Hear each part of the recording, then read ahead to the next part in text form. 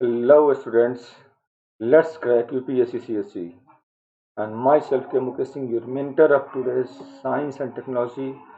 So today I'm going to discuss one of the most important topic of of science and technology and ये topic है recombinant DNA technology. Recombinant DNA technology जो बात मैं कर रहा हूँ ये बायोटेक का टॉपिक है, जीएस पेपर 3 साइंस टेक का टॉपिक है ये। अब सवाल यहाँ पे ये है कि हम लोग इस पूरे कोर्स को कैसे ज्वाइन करेंगे। और सो आज का जो ये वीडियो होगा आप लोगों के लिए, इसमें आप वो छोटे-छोटे चीज़ समझ पाओगे जो अब तक नहीं समझा है। जैसे मैंने बताया कि भाई रिकम्बिनेंट डीएनए टेक्नोलॉजी क्या होता है। So what is recombinant DNA technology, what is its advantage, what is its disadvantage, what are the ingredients that we are going to use in it, and what is electrophoresis, what is restriction enzyme, what is DNA ligase, what are the definition, the process, the mechanism, the examples। so बहुत सारी चीज़ हम लोग आज में बात करने वाले हैं। तो डेफिनेटली ये वीडियो आपके यूपीएससी एग्जाम के पॉइंट ऑफ व्यू से काफ़ी इंपॉर्टेंट होगा। and this is one of the most decisive lecture in order to crack your preliminary examination and get in edge in your main examination।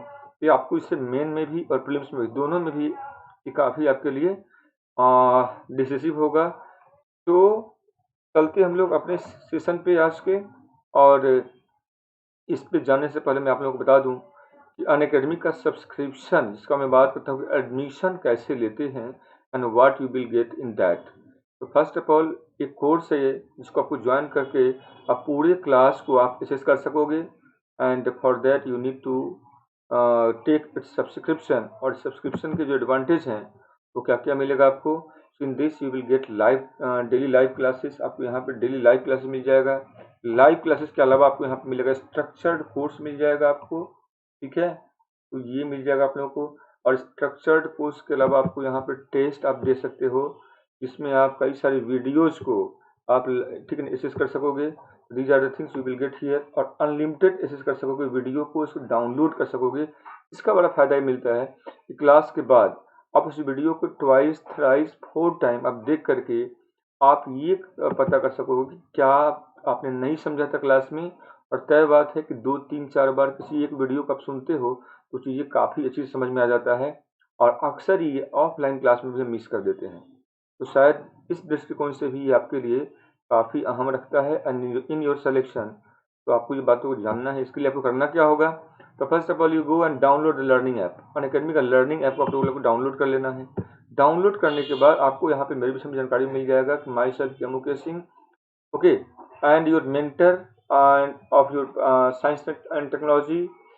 Currently, I am working in Delhi at most reputed academy of civil services and इसके अलावा मैं optional में anthropology भी पढ़ाता हूँ। तो आप लोग जानते होंगे मुझे, जो लोग मुझे जानते हो वो तो अच्छा है, जो लोग नहीं जानते हो तो आज की क्लास के साथ मुझे आप लोग भी जान लोगे।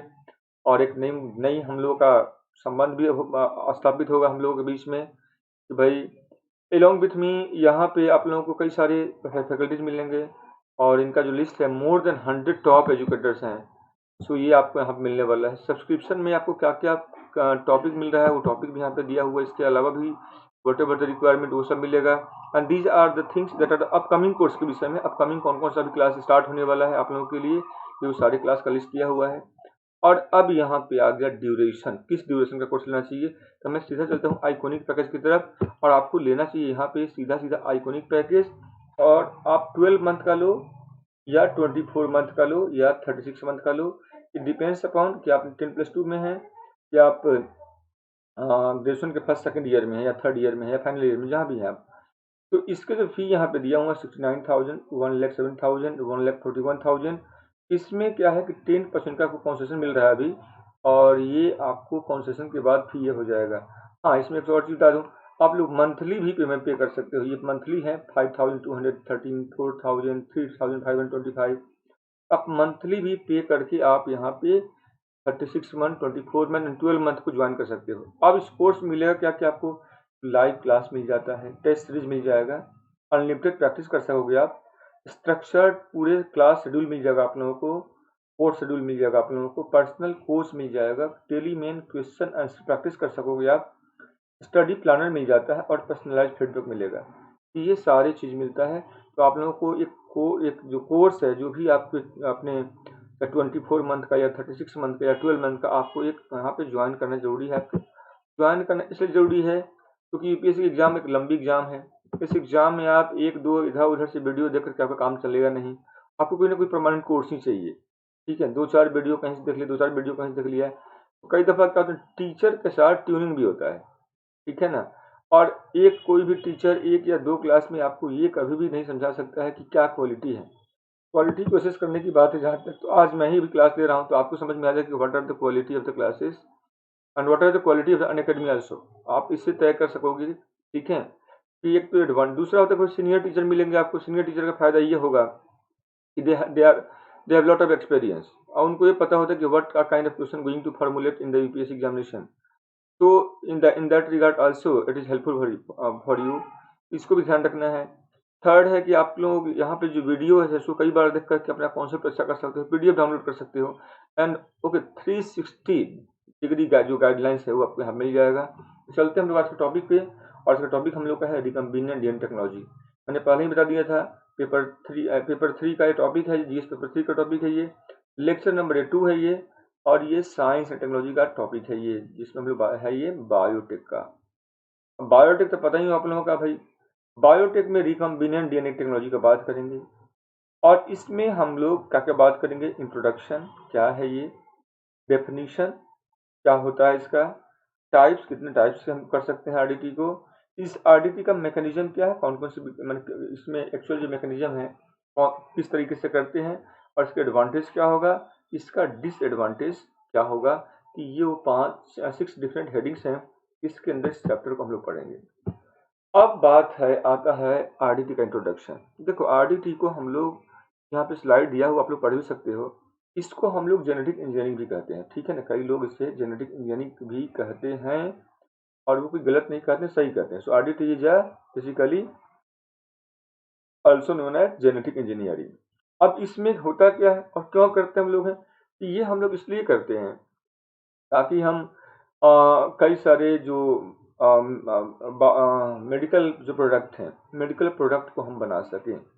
हम ठीक है, क्रिमिनल को आइडेंटिफाई कर सकें, हम जो किनशिप है, किनशिप का स्टडी कर सकें, या पैटर्निटी को डायग्नोज करना है उसका स्टडी कर सकें, या कई तरह के प्लांट्स हैं उनको क्रिएट करना है, या कई तरह का जेनेटिकली मॉडिफाइड क्रॉप्स हैं उनको उसको क्रिएट करना है, हम वो कर सकें।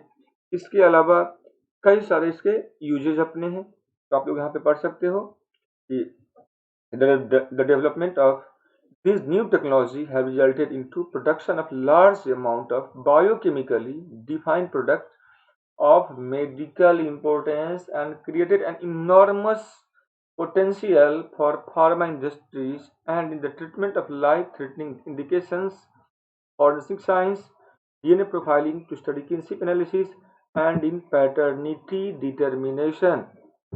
So guys, now the next thing is definition of RDT. भाई आरडीटी का डेफिनेशन क्या हो सकता है। इसमें हम लोग करते क्या है, दो डीएनए को ज्वाइन करते हैं। ठीक है, एंड दैट्स व्हाई दो अलग अलग डीएनए को, या दो अलग स्पीसीज हो सकता है, दो अलग ऑर्गेनिज्म हो सकता है।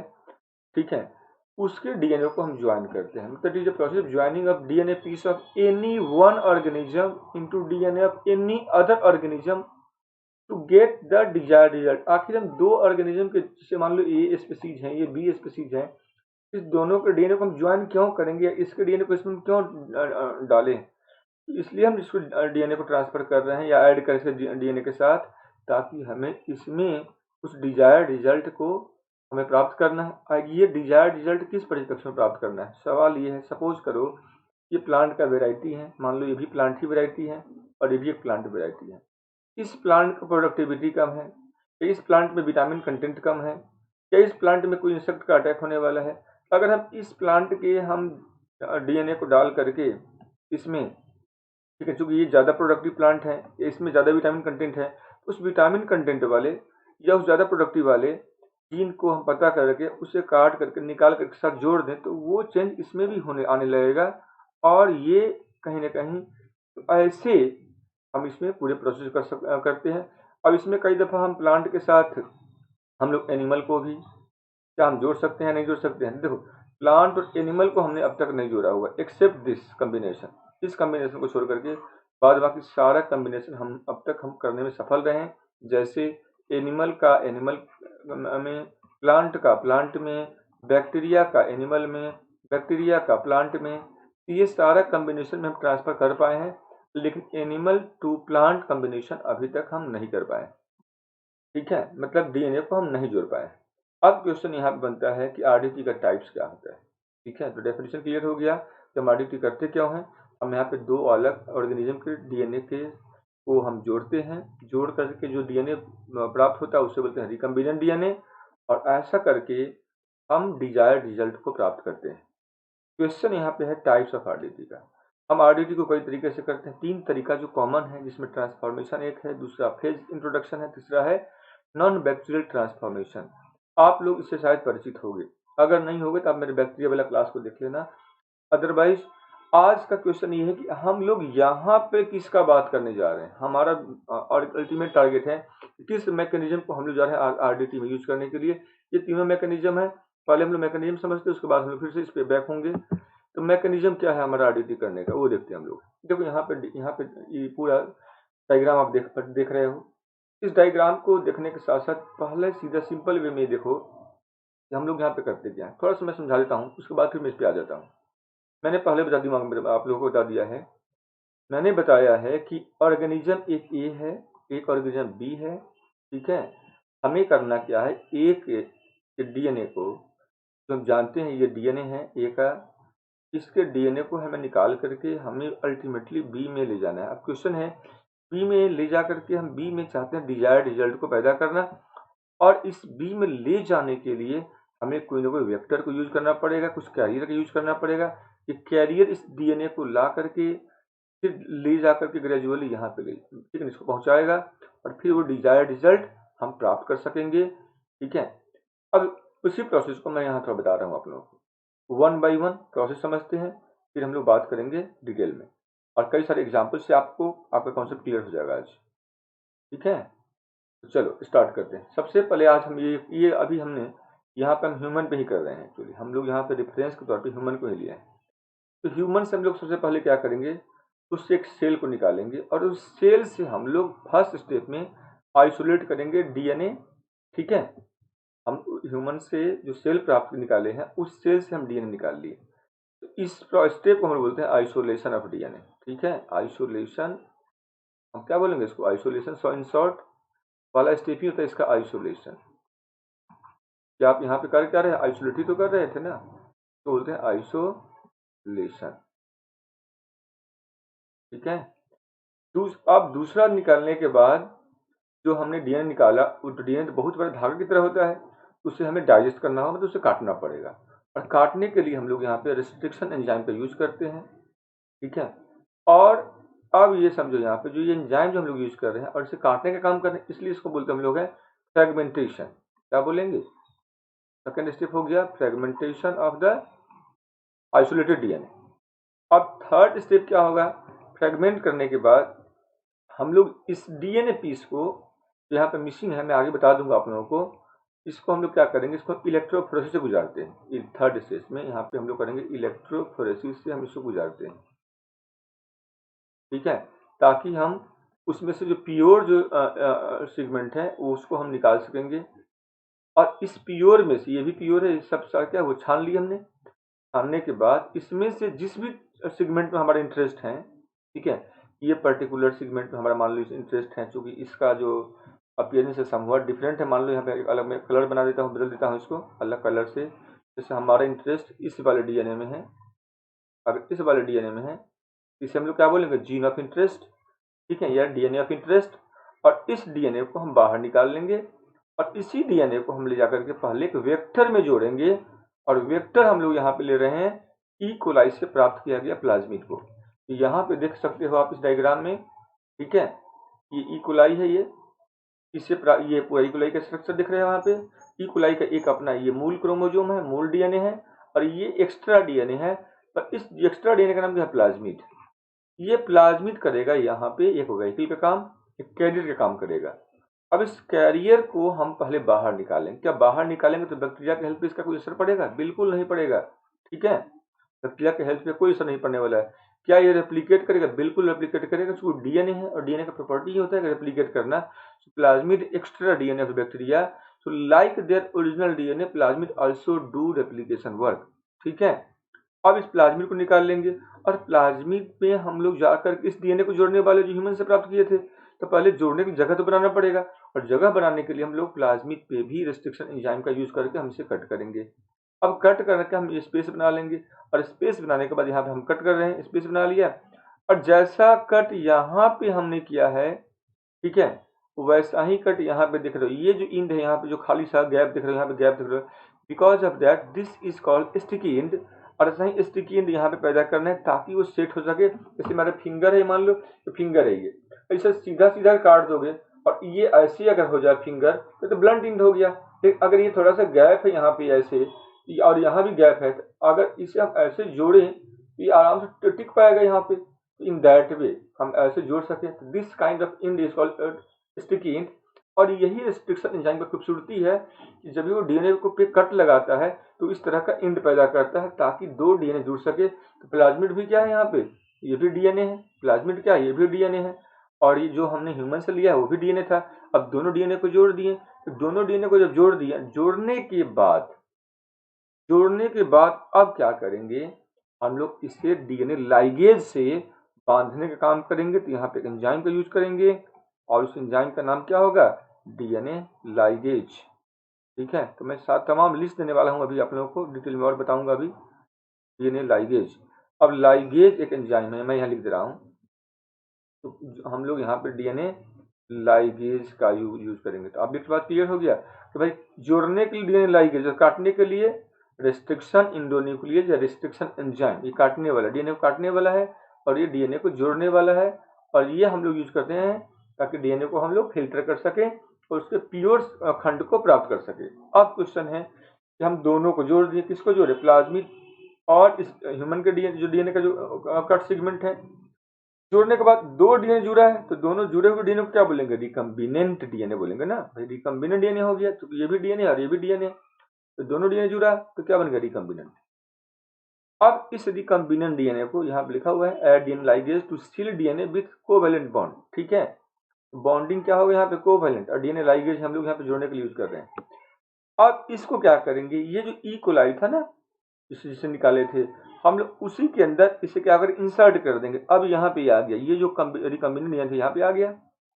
अब आने के बाद इस बैक्टीरिया को हम लोग न्यूट्रिएंट मीडियम में डाल देंगे, जहां पे, ठीक है, जहां पे क्या होगा, हम ये bacteria within 24 hour more than 68 million copy में ये बदल जाएगा। मतलब क्या होगा कि हर 10 बैक्टीरिया में जो डिवीजन होता है, सेल डिवीजन, तो 10 मिनट से 30 मिनट में होता है। सपोज तो एक बैक्टीरिया 30 मिनट में 102 हुआ, तो 24 आवर में क्या होगा, एक्सपोनेंशियली मल्टीप्लाई करेगा। एक्सपोनेंशियली मल्टीप्लाई करेगा तो 68 मिलियन कॉपी हमें प्राप्त होने वाला है। समझ रहे हो, तो 68 मिलियन कॉपी अगर बैक्टीरिया का प्राप्त होगा तो उतना ही कॉपी तो हमको इसका प्राप्त होगा, इस डीएनए का होगा, इस डीएनए का भी होगा। और जब इस डीएनए का होगा उतना ही कॉपी तो इस जीन ऑफ इंटरेस्ट का होगा। जीन ऑफ इंटरेस्ट का क्या है, जो ह्यूमन का डीएनए में जिसमें हमारा इंटरेस्ट था वो, ठीक है, तो उस डीएनए का होगा। और इसी सिगमेंट को हम लोग जो क्लोन किया है इसी का हम लोग यूज करेंगे। तो एक प्रकार से क्या है, ये डीएनए क्लोनिंग भी तो दिख रहा है आपको, जो डीएनए रिकम्बिनेंट डीएनए है इसका क्लोनिंग भी तो हो गया, जो इसका एग्जैक्ट कॉपी हमने प्राप्त किया है 68 मिलियंस। और इसका यूज करेंगे अब हम लोग डिफरेंट पर्पज से। इसी कॉपी को हम क्या करेंगे, अब ऑर्गेनिज्म जो बी होगा उसके शरीर के अंदर हम डालेंगे, जहां से उसमें डिजायर्ड रिजल्ट हमें प्राप्त होगा। तो ये होल प्रोसेस ऐसे होता है। अब शायद थोड़ा सा एग्जाम्पल से समझते हम लोग हैं, फिर हम लोग और क्लियर हो जाएगा ये बातें, जिनको डाउट है उनको। और ये सब तो मैंने बता दिया आप लोगों को भाई इलेक्ट्रोफोरेसिस क्या होता है। कुछ बातें और जो ऑब्जेक्टिवली जो आप लोग जानना चाहिए, तो उसको जानने से पहले हम लोग थोड़ा सा पहले प्रोसेस एक दो और देख लेते हैं, ताकि हमारे लिए आसान हो जाएगा इसको समझना। मैं कुछ बात एक केस देखते हैं ह्यूमन पे। मान लो हम चाहते हैं कि हम ह्यूमन जो इंसुलिन है, ठीक है ना, इंसुलिन का प्रोडक्शन करना चाहते हैं। ह्यूमन इंसुलिन को हम प्रोडक्शन करना चाहते हैं। अब इसके प्रोडक्शन के लिए हम लोग क्या करेंगे, सबसे पहले हम लोग ह्यूमन का ही सेल लेंगे ना। ह्यूमन का सेल लेंगे, ह्यूमन कहाँ से लेंगे, इंसुलिन कौन प्रोड्यूस करता है, तो आप लोग पढ़े होंगे जो प्लाज्मिड है, जो ये पेंक्रियाज है, तो पेंक्रियाज का सेल हो, कौन सा सेल होगा, बीटा सेल। तो पेंक्रियाज का बीटा सेल है जो इंसुलिन पैदा करता है, ठीक है। और इंसुलिन हार्मोन का यूज करते हैं हम लोग हैं डायबिटीज के इलाज में, इसके कमी से डायबिटीज रोग होता है। चलो, तो now this is the beta cell, हमने एक ले लिया। इस सेल से हम डीएनए निकालेंगे, डीएनए निकाल करके उस डीएनए को हम लोग क्या करेंगे, उसे हम लोग डाइजेस्ट करेंगे। किस एंजाइम को यूज करोगे, रिस्ट्रिक्शन एंजाइम का यूज करके उसे डाइजेस्ट करोगे। डाइजेस्ट करने के बाद आप क्या निकालोगे, वो तो पूरा डीएनए तो पूरा इंसुलिन नहीं बना रहा है उसका, तो कोई एक पर्टिकुलर सेगमेंट होगा जो बना रहा होगा इंसुलिन। मान लो ये सेगमेंट है, इसको जब आप डाइजेस्ट करेंगे कई सारे हमको सेगमेंट मिलेगा, इसका कई सारे सेगमेंट मिलेगा, जिसमें से जो सेगमेंट इंसुलिन बनाने के लिए जवाबदेह हैं उस सेगमेंट को हम यहाँ पे निकाल लिए, ठीक है। और दूसरी तरफ से वही प्लाज्मिड निकालेंगे, इकोलाई का प्लाज्मिड है ये, इसको निकाल लिया। इसे भी रेस्ट्रिक्शन एंजाइम लगा के काटे, यहाँ पे इंड जगह बना लिया, और उसके बाद इस वाले को ले करके इस प्लाज्मिड के साथ जोड़ करके फिर प्लाज्मिड के अंदर हम डाल देंगे। तो जब इस इधर से हमने प्लाज्मिड लिया, इधर से वो जीन ऑफ इंटरेस्ट ले लिया, ये जीन ऑफ इंटरेस्ट है, ये प्लाज्मिड है, ये दोनों को जोड़ दिए। जोड़ने के बाद ये क्या बन गया, रिकम्बिनेंट डीएनए बन गया। अब इस रिकम्बिनेंट डीएनए को ये जो प्लाज्मिड फ्री इकोलाई था जो निकाल लिए थे पहले यहाँ पे, तो उसके अंदर फिर से हम डाल दिए यहाँ पे। अब ये आ गया बैक्टीरिया के अंदर। अब इस बैक्टीरिया क्या करेंगे, न्यूट्रिएंट मीडियम में डाल देंगे या फर्मेंटर में डाल देंगे, और डालने के बाद विदिन, हमने क्या बोला 64, विदिन 24 आवर हमें कितना कॉपी मिलेगा, अभी मैंने बताया था, बताओ आप लोग। अब मैंने अभी भी बताया था कितना कॉपी मिलेगा, 64 68 मिलियन, ओके 68 मिलियन हमें कॉपी मिल जाएगा। अब उसी, अब जितना कॉपी मिल रहा है उतना तो इंसुलिन वाला जीन का भी कॉपी मिलेगा, मिलेगा ना, उसका हम लोग यहाँ पे यूज कर लेंगे। आई होप ये क्लियर हो गया होगा आप लोगों को कैसे करते हैं, स्टेप लिखा हुआ है, आप यहाँ पे पढ़ सकते हैं इसको। अब ठीक है, हम वैसे ही अगर हम बात करें एक और समझ लो एग्जाम्पल से थोड़ा सा। अब हम लोग एग्जैक्टली वही एग्जाम्पल्स हैं, आपको कितना यूज करना है ये आपके ऊपर डिपेंड करता है। आप इससे वैक्सीन बनाओ, आप इससे एंटीबॉडी बनाओ, आप इससे कोई ऑर्गेनिज्म बनाओ, आप इससे कोई डिजायर्ड रिजल्ट तो आपका जो ऑब्जेक्टिव है, कई सारे ऑब्जेक्टिव हो सकता है, ठीक है। चलिए एक एग्जांपल इससे भी देखते हैं हम लोग।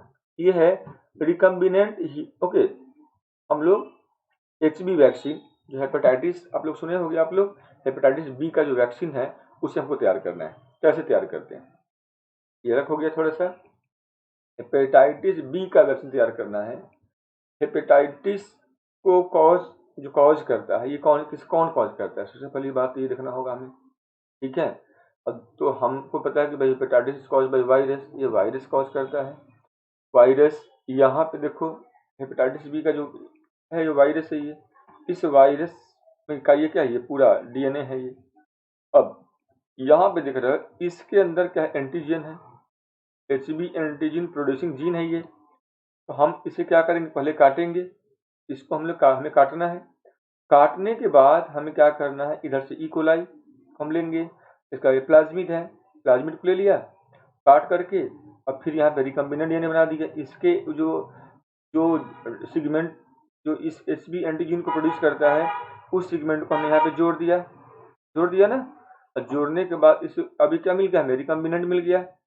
पुनः इसे हम इकोलाई में डाल देंगे, कल्चर कर लेंगे, और कल्चर करके फिर क्या करेंगे, इसे कल्चर करेंगे। यहाँ पे कई सारे कॉपी मिल रहा है, देख रहे हैं 1 2 3 सर का, ऐसे 68 मिलियन कॉपी मिल जाएगा विदिन 24 आवर। अब हर में क्या है, प्रत्येक में क्या होगा, ये एंटीजन प्रोड्यूसिंग जीन होगा ना।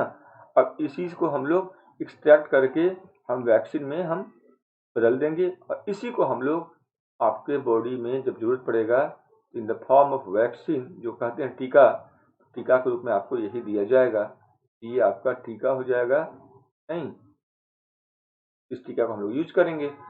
सवाल है कि वैक्सीन कैसे बनता है, अगर आपको आइडिया होगा तो ये समझ में आ गया होगा। तो वैक्सीन जब भी आप बनाते हो किसी भी चीज़ का, तो वैक्सीन कैसे, उसमें जैसे मान लो किसी को बनाना है मलेरिया का वैक्सीन, तो मलेरिया का वैक्सीन में मलेरिया के कॉजिंग जो ऑर्गेनिज्म है उसी का लोगे, क्योंकि ये एंटीजन है, ठीक है ना। मलेरिया का अगर वैक्सीन बनाना है तो मलेरिया का जो पैरासाइट है जिसका नाम है प्लाज्मोडियम वाइवेक्स, तो प्लाज्मोडियम वाइवेक्स को ही का ही उसमें भी यूज करते हैं। अगर आपको टीबी हुआ है, टीबी का वैक्सीन अगर हमें बनाना है, तो टीबी के वैक्सीन में हम लोग टीबी के बैक्टीरिया माइकोबैक्टीरियम ट्यूबरकुलाई को ही लेंगे, वैक्सीन में हम उसी को लेंगे। उस वैक्सीन से क्या होता है, ये वैक्सीन के अंदर एंटीजन होता है और उसी के अकॉर्डिंग हमारा जो बॉडी है एंटीबॉडी का उत्पादन करता है। आप समझ रहे हो बात ना, जो रोग है उसी रोग को कॉज करने वाले जो जर्म्स है उसी जर्म्स का हम लोग यूज करते हैं वैक्सीन में, चाहे वो वायरस हो, चाहे बैक्टीरिया हो, चाहे वो कोई प्रोटोजोआ हो, कोई फंगस हो, उसी को हम यूज करेंगे। वही एंटीजन है, उसके अगेंस्ट ही हमारा बॉडी एंटीबॉडी बनाता है, ठीक है। यहाँ भी हाँ डिफरेंस ये होगा कि हम किस फॉर्म में यूज कर रहे हैं, उसके डेड के फॉर्म में यूज कर रहे हैं कि उसके वीक स्ट्रेन के रूप में यूज कर रहे हैं, पूरा ऑर्गेनिज्म को यूज कर रहे हैं, या उसका पर्टिकुलर स्ट्रेन को यूज कर रहे हैं, या पर्टिकुलर डीएनए सेगमेंट को यूज कर रहे हैं। हेपेटाइटिस बी में हम लोग पूरा वायरस का यूज नहीं कर रहे हैं, हम लोग यहाँ पे वायरस के एक सेगमेंट का यूज कर रहे हैं, और वो भी पूरा डीएनए नहीं, डीएनए का एक सेगमेंट, जो सेगमेंट सिर्फ एंटीजन बना है। ये पूरा इतना बड़ा डीएनए है लेकिन हम इतना छोटा हिस्सा का यूज मात्र कर रहे हैं। ये स्मॉल सेगमेंट है that are responsible for antigen production. और अब पूरा वायरस को अगर हम नहीं यूज करेंगे, तय बात है ये वायरस से हमें कोई खतरा नहीं होगा। लेकिन अगर हम पूरा वायरस का यूज करते हैं तो संभावना ये था कि वायरस कहीं अपना जो पोटेंशियल है अगर एक्वायर कर ले, ये खतरनाक साबित हो सकता है। इसलिए भी ये हमारे लिए वरदान बन के आया हुआ है, and this is the reason behind कि हम आज इसका तमाम यूज हम क्यों कर रहे हैं। अब चलते थोड़ा सा बैक पे, मैं कुछ सवाल ले लेता हूँ आप लोगों से, ताकि आप लोग प्रॉपर आंसर कर सकोगे। पहला सवाल तो अब मैं आप लोगों से जो लेने वाला हूँ वो ये है कि भाई इसमें इलेक्ट्रोफोरेसिस क्या होता है। तो आप लोग पढ़ सकते हो यहाँ पे, ये है क्या, फिल्ट्रेशन प्रोसेस है। इसमें हम लोग क्या करते हैं, किसके लिए करते हैं, डीएनए के लिए भी करते हैं, आरएनए के लिए भी करते हैं, प्रोटीन के लिए भी करते हैं, ठीक है। और ये बेसिकली क्या होता है इसमें, through a matrix molecules moves due to charge, ठीक है, and migrate towards positive electrode, ठीक है। इसमें और दूसरा पॉइंट रखना, इलेक्ट्रोप्रोसेस में होता क्या है, smaller molecule are able to migrate more rapidly than larger molecules and migration monitored by visible dyes. तो ये क्वेश्चन ऑब्जेक्टिवली याद रखना। इलेक्ट्रोफोरेसिस में हम लोग क्या करते हैं, इसमें डीएनए आरएनए या प्रोटीन के फिल्ट्रेशन के लिए करते हैं। इसमें में जो मॉलिक्यूल्स है पॉजिटिव इलेक्ट्रोड की तरफ मूव करता है, और ये जो माइग्रेशन है इस, ठीक है ना, ये क्या होता है, इसमें स्मॉल जो मॉलिक्यूलर साइज होगा so that migrate more rapidly than the large molecule. तो स्मॉल मॉलिक्यूल का होना ज़्यादा एडवांटेज होता है, और माइग्रेशन को हम लोग मॉनिटर करेंगे विजिबल डाई से। ये कई तरीके का होता है, अब डिपेंड करता है कि जेल कौन सा हम लोग यूज़ किए हैं। अगर आपने यहाँ पे एक रोज जेल को अगर यूज़ किया है तो वो कहलाएगा एक रोज जेल इलेक्ट्रोफोरेसिस कहलाएगा, ठीक है। एक रोज जेल इलेक्ट्रोफोरेसिस में लोग एक रोज एक पॉलीसेकेराइड होता है, इसको हम लोग सीवीड से हम लोग प्राप्त करते हैं उस, ठीक है ना, और इसी का हम लोग यूज करते हैं टू सेपरेट डीएनए और to RNA molecule above 300 base pair. ये आप लोग याद रखना है, 300 बेस पेयर से बड़ा अगर होगा तो उसके लिए हम लोग एक रोज का यूज करेंगे। अगर वो ठीक है 300 बेस पेयर से कम का होगा तो उसके लिए दूसरा एक्राइलिमाइड जेल इलेक्ट्रोफोरेसिस का यूज करेंगे, ठीक है ना। और इसको हम प्रोटीन और डीएनए के लिए यूज करते हैं, वहाँ पर डीएनए आरएनए था, यहाँ पे प्रोटीन डीएनए हो गया। और तीसरा प्रोटीन इलेक्ट्रोफोरेसिस, इसको हम प्रोटीन के लिए करते हैं। और यहाँ पे जो होता है सोडियम डोडिकाइल सल्फेट, ठीक है, ये हम लोग यूज करते हैं एज ए जेल के रूप में। और दूसरा हम लोगों ने बात किया था, हमने कहा था कि भाई रेस्ट्रिक्शन एंजाइम आपको चाहिए। रेस्ट्रिक्शन एंजाइम का काम क्या है, to cleave DNA, to digest DNA, to cut DNA at a specific sequence in order to create sticky end, ठीक है, and isolated from what, bacteria. जिसको हम लोग किससे प्राप्त किया, इस एंजाइम को बैक्टीरिया से प्राप्त करते हैं। बैक्टीरिया का नाम क्या है, इकोआरआई, ठीक है। ये बैक्टीरिया आइसोलेटेड करते हैं हम लोग इकोलाई से। और इसका नेचुरल रोल क्या होता है, ये जो वायरस वगैरह जो इन्वेड करता है बैक्टीरिया के ऊपर, उस वायरस के अगेंस्ट बैक्टीरिया इसको एज ए वेपन यूज करता है। वैसे डीएनए लाइगेज है, इसका काम क्या है, for joining up to cut fragments of DNA. और वेक्टर हम लोग क्या यूज कर रहे थे, वेक्टर तो हम लोग कई सारे यूज करते हैं, जैसे प्लाज्मिड हो गया, कॉस्मिड हो गया, हाजमिड हो गया, कॉस्मिड है, हाजमिड है, नहीं ये तमाम वेक्टर होता है, लेमडा फेज हो गया, वाई क्रोमोजोम हो जाएगा, ये तमाम वो वेक्टर होता है जिसको हम यूज करते हैं। इसके अलावा मैं ज़्यादा एडवांस में नहीं जाऊंगा, नहीं तो आप लोगों के लिए प्रॉब्लम क्रिएट होने लगेगा। वजह उसका ये है कि ये जनरल साइंस की क्लास है, कुछ साइंस टेक का क्लास जो है वो उतना हमें नहीं जानना है। थोड़ा सा आप लोग जान लो प्लाज्मिड के विषय में। प्लाज्मिड क्या होता है? Extra chromosomal self replicating double standard circular DNA है जो ई कोलाई में पाया जाता है ये, ठीक है। और ये करता क्या है? ये बेसिकली प्लाज्मिड हम लोग यूज क्या करते हैं? As a vehicle, as a vector हम लोग यूज करते हैं। सिमिलरली हमने कहा कॉस्मिड। अब मान लो कॉस्मिड क्या होता है? प्लाज्मिड जो पार्टिकल है जिसमें कॉस साइट होता है, ठीक है, तो वो है ये भी वेक्टर के रूप में यूज करते हैं। फाज्मिड का मतलब वो फेज प्लस प्लाज्मिड को बोलते हैं फाज्मिड। बैक्टीरियोफेज भी होता है, इसमें लिनियर डीएनए जो बैक्टीरियोफेज है उसका यूज करते हैं। और इसके अलावा हम लोग कुछ कई सारे वायरस भी होता है जिसको भी हम लोग एज ए वेक्टर यूज करते हैं। जैसे मान लो एडिनो वायरस हो गया, या रिट्रो वायरस हो गया, या SV40 हो गया, या कॉलीफ्लावर वायरस है, या TMB वायरस है, या जेमनी वायरस है, इन सब का भी हम लोग यूज करते हैं। अब देखो जब वायरस का यूज करोगे, जैसे मान लो एडिनो वायरस है, या रिट्रो वायरस है, या SV40 है, इसको हम लोग यूज करते हैं एनिमल सेल में as a vector for gene transfer, ठीक है। जब अगर आप यूज करते हैं कॉलीफ्लावर का, या TMB का, या जेमनी का, तो इसको हम लोग प्लांट सेल में यूज करते हैं as a vector for gene transfer. Gene को ट्रांसफर करने के लिए हम लोग यूज करते हैं। तो इसका यूज कर सकोगे जीन थेरेपी में भी इस वायरस का। एंजाइम की जहां तक बात है तो बहुत सारी एंजाइम्स भी यूज करते हैं। जैसे मान लो अभी हमने कहा रिस्ट्रिक्शन, यहाँ पे दिया हुआ रिस्ट्रिक्शन एंजाइम का यूज कर रहे हैं। सिमिलरली इसके अलावा हम लोग एंजाइम के तौर पर हम लोग DNA लाइगेज का भी यूज कर सकते हैं, हम लोग अल्कलाइन फॉस्फेटेज का यूज करते हैं, हम लोग DNA पॉलीमरेज का यूज करते हैं, हम लोग रिवर्स ट्रांसक्रिप्टेज का यूज करते हैं। ये तमाम हमारे ऊपर डिपेंड करता है कि हम किसको किसको यूज करते हैं, क्या जरूरी हमारे लिए, ठीक है। और ये एंजाइम का नाम क्या है? रिस्ट्रिक्शन एंजाइम, जिसको हम लोग बोलते हैं रिस्ट्रिक्शन। जो एंजाइम होता है दो तरह का होता है, एक होता है एक्सोन्यूक्लियेज, एक होता है इंडोन्यूक्लियेज। ये दो तरह का है, एक्सोन्यूक्लियेज, दूसरा है इंडोन्यूक्लियेज, ठीक है। जो इंडोन्यूक्लियेज है ये क्या करेगा? रिमूव और डाइजेस्ट करेगा वन न्यूक्लियोटाइड को। इंडो का मतलब वन न्यूक्लियोटाइड को डाइजेस्ट करेगा।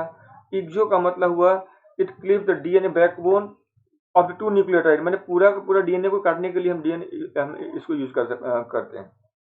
रिस्ट्रिक्शन एंजाइम के विषय में आप लोग याद रखना, जो रिस्ट्रिक्शन एंजाइम्स होता है ये जो इसका जो ब्रेक होता है, उस ब्रेक में क्या होता है? हम स्टिकी इंड पैदा कर सकते, इसलिए हम लोग इस एंजाइम का यूज करते हैं। So these are those components that we needed in order to carry out the RDT। ये वो सारे इंग्रेडिएंट्स है, वो सारे कंपोनेंट्स है जिसका हम लोग यूज करते हैं RDT में। और इसके अलावा अब नेक्स्ट सेगमेंट हम लोगों का है कि हम लोग RDT का यूज करके हम लोग और क्या करेंगे। तमाम बातें यहाँ पे आप लोग लिख सकते हो, पढ़ सकते हो। यही वो रिकॉम्बी वैक्सीन है जिसको हेपेटाइटिस के लिए हम लोग यूज करते हैं, कैसे ट्रीट करते हैं, आप प्रोसेस को पढ़ सकते हो यहाँ पे। अब हम लोग बात करेंगे एडवांटेज ऑफ RDT और डिसएडवांटेज ऑफ RDT की हम लोग बात करेंगे। जहाँ तक एडवांटेज की बात रही तो 5-7 पॉइंट आप लोग लिख लो, मैं बोल देता हूँ ताकि आप लोग इसको वीडियो को चला कर देख सकोगे, लिखने की जरूरत नहीं पड़ेगी आप लोगों को फिर से, ठीक है। पहला यूज आप लोग लिख सकते हो। पहला यूज ये होगा कि RDT का यूज करेंगे हम लोग। पहले तो आप फील्ड वाइज भी तय कर सकते हो, मान लो in the field of plant biology, in the field of animal biology, और in the field of health and medicine, in the field of environment. ये आपके ऊपर डिपेंड करता है कि आप फील्ड बना के यूज करना चाहो तो उसका एडवांटेज लिखो। अगर आप फील्ड के रूप में नहीं करके आप ये चाहते हो कि हम डायरेक्ट एडवांटेज या डिसएडवांटेज हम इसका लिखना शुरू करें, आप वो भी कर सकते हो, आप पॉइंट्स के फॉर्म में लिख सकते हो। तो when you are writing the advantage in that you start writing with the number 1।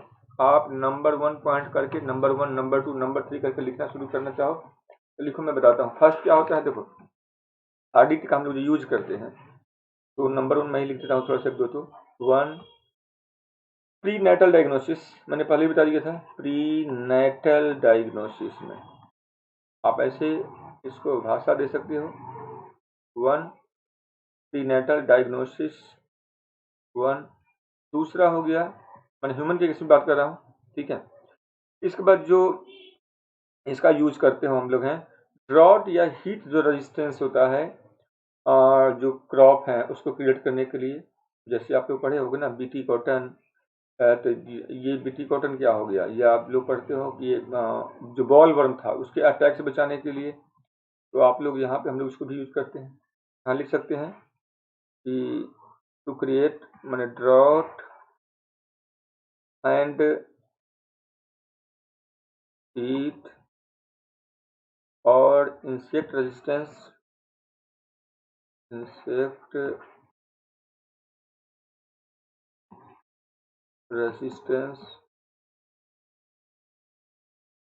Plant variety के क्रिएशन के लिए ये लिख सकते हो आप। थर्ड पॉइंट आप लोग जो यहाँ पे लिख सकते हो आप लोग कि भाई जो सिकल सेल एनीमिया है उसको प्रिवेंट करने के लिए, प्रोडक्शन ऑफ क्लॉटिंग फैक्टर है उसके लिए, इंसुलिन का फॉर्मेशन के लिए, हेपेटाइटिस बी वैक्सीन है इसका बनाने के लिए, फिर germ line and somatic gene therapy के लिए लिख लो आप लोग, germ line and somatic gene therapy में यूज कर सकते हो आप लोग, है ना। इसके बाद जर्म लाइन का मतलब हुआ जो हमारे सेक्सुअल से जुड़ा हुआ होगा, सोमैटिक मतलब हुआ जो बॉडी से जुड़ा हुआ, तो उससे जो जुड़ा हुआ समस्या है उसके इलाज के लिए यूज कर सकते हैं हम लोग हैं। इसके बाद इसका यूज कर सकते हैं वैसे प्लांट वेराइटी को क्रिएट करना जो जिसका न्यूट्रिटिव वैल्यू ज़्यादा हो, या जिसे हम लोग स्टेशन में उगा सकें, या हम ऐसे प्लांट वेराइटी को क्रिएट कर सकें जिससे हम कई तरह के सॉइल टाइप पे हम उगा सकें और उसका जो मेटाबॉलिक जो रॉटिंग है वो कम हो, इसके लिए भी कर सकते हैं। ये सारे इसके एडवांटेज हो जाएंगे। फिर वैसे ही इसका अगर हम डिसएडवांटेज की बात करें तो देखो, जब कोई टेक्नोलॉजी है उसका कुछ अगर इम्पोर्टेंस है, कुछ यूजेज है, तय बात है उसका कुछ ना कुछ डिसएडवांटेज भी होगा। डिसएडवांटेज में सबसे पहला ये होगा कि because of this technology be okay unusual unnecessary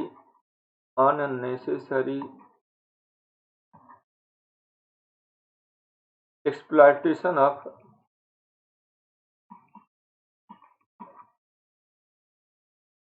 resource होगा इसमें। एक तो मैं ये दूसरा होता है कि मोनो फार्मिंग, जिसको बोलते हैं मोनो एग्रीकल्चर, ये प्रमोट करेगा, मतलब फार्मर उसी प्लांट वैरायटी को क्रिएट करना चाहेगा जिसका प्रोडक्शन क्या हो, ज़्यादा हो। जैसे मान लो बीटी वैरायटी हो गया या जीएम क्रॉप हो गया, तो जीएम क्रॉप को ही चाहेगा। तो इससे क्या होगा, ये हमारे जो नेचुरल जो नेटिव वैरायटी हैं सो थ्रीट प्रोड्यूस करता है, threat against natural variety, threat against native के लिए क्या होगा, थ्रीट क्रिएट कर सकता है ये, क्योंकि धीमे धीमे ये समाप्त हो जाएगा।